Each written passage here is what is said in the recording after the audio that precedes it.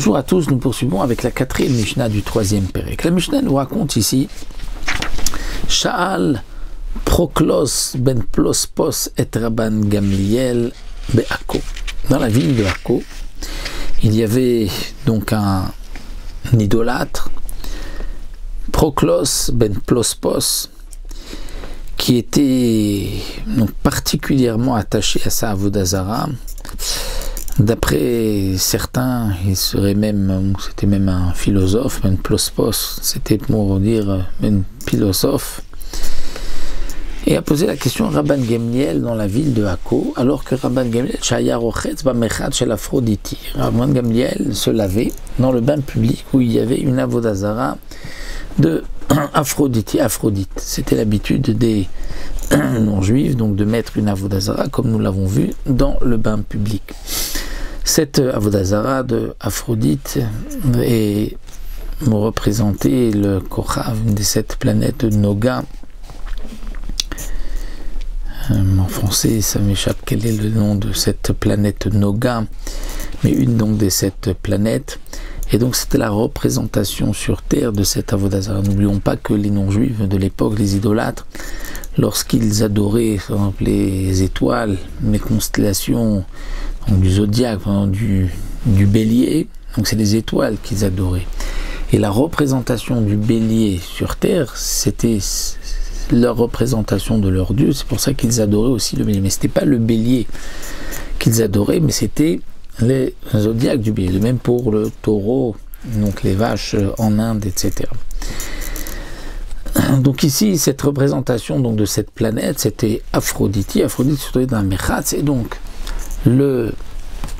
l'idolâtre demande à Rabban Gamliel pour un petit peu l'embêter et lui dit, Yamarlo, il dit, je comprends pas, Katuv et Toratrem, c'est marqué dans votre Torah, donc tu ne pourras pas profiter en rien d'une avodah zara. Alors mipnema tarochet bamechad shel Aphrodite, pourquoi tu profites, tu te laves dans le bain public où se trouve ici donc la avodah zara de Aphrodite. Amarlo, il lui a répondu, en mashivim bamechatz, on ne répond pas, on ne donne pas de divrei Torah dans un bain public, étant donné que lorsqu'on est nu, on ne peut pas donc parler de divrei Torah dans cet endroit où les gens sont nus, dans un mechatz. D'après certains, Rabban Gamliel ne pouvait pas non plus lui répondre et dire En meshivim bamechatz, donc certainement qu'il ne lui a rien dit, mais c'est en sortant, il lui a dit je ne t'ai pas répondu parce qu'on ne peut pas parler de divrei Torah dans un bain public. Donc chez Yatsa, lorsqu'il est sorti à Marlo, il lui a dit tu as une erreur. Anilo bati bigvula, hibana bigvuli. Ce n'est pas moi qui est venu chez elle, c'est elle qui est venue chez moi. Parce que le bain public était là avant qu'on ait mis cette avodah zara. Donc le bain public est fait pour tout le monde, et tu as mis ensuite une avodah zara, ce n'est pas pour cela que elle va interdire le bain public. De plus, dit le Barthénora, il lui a dit, donc c'est la suite de la Mishnah, En omrim nase mechatz la Aphrodite noy, et omrim nase Aphrodite noy la mechatz. On ne dit pas on va faire un bain public comme pour embellir, pour servir la avodah zara. On va dire au contraire, c'est la Aphrodite, c'est ta avodah zara que tu vas amener dans le mechatz pour l'embellir. Donc, qui est essentiel? C'est le mechatz. Qui est secondaire?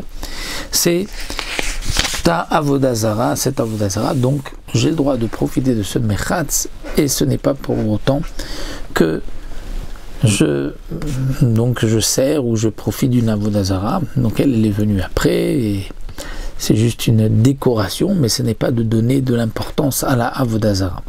D'avoir autre explication, il lui a dit si on te donne beaucoup d'argent, tu ne rentreras pas devant ta avodah zara, même si on te paye, tu ne vas pas rentrer nu, tu ne vas pas rentrer bal keri, donc après avoir eu une perte séminale ou machtin ou uriner devant ta avodah zara. C'est-à-dire tu ne vas pas faire quelque chose qui déshonore ta avodah zara. Et pourtant, Vezo medet alpi abiv. Et cette avodah zara, elle est mise juste à un endroit où sont les sorties d'égout. Et tout le monde, tous les gens qui étaient dans mes races, urinaient devant l'avodah zara. Donc, ça montre bien que ce n'est pas un honneur pour cette avodah ici. L'onemar et la Elohehem, l'interdiction de profiter de profiter d'une avodazara, c'est lorsque c'est Elohim, lorsque c'est un Dieu. Et c'est-à-dire que vous la considérez, vous lui donnez du kavod. Et donc elle est interdite, Béana. Mais celle-ci, celle-ci où vous la considérez, vous conduisez avec elle comme donc avec un déshonneur, donc dans ce cas-là, il n'y a pas donc d'interdiction, puisque ce n'est pas un kavod que l'on fait dans ce cas-là à la Avodazara, et donc il n'y a pas interdiction. Il lui a répondu, c'est pour cela qu'il pouvait donc rester dans le Mechatz, dans ce bain public, sans tenir compte de la Avodazara qui avait été placée par la suite.